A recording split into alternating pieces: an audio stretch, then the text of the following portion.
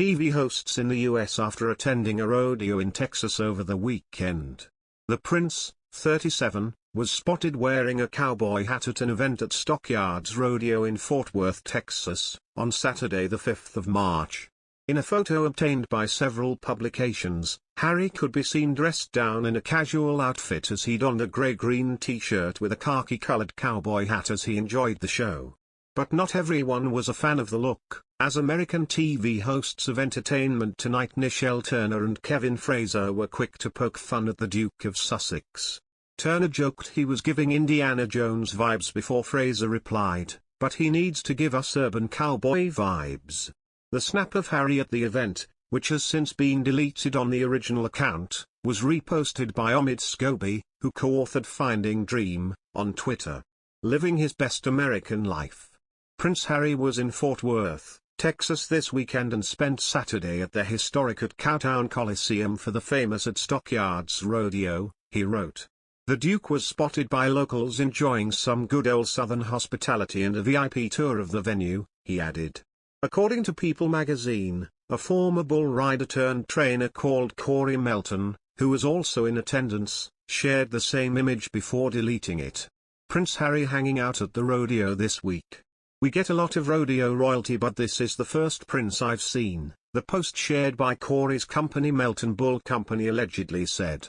Said he was going to enter the bull riding but the airline lost his rigging bag. Meanwhile, 3 sources opened up to the Daily Mail about his attendance that day, explaining how shocked they were given his 44-year-old wife Meghan's position on animal rights. It's a quintessentially American event, where animals are made to perform, an insider explained.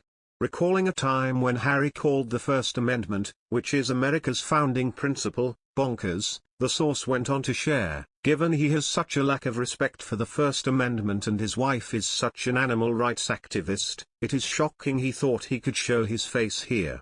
They added, the funny thing is most people didn't recognize him or care.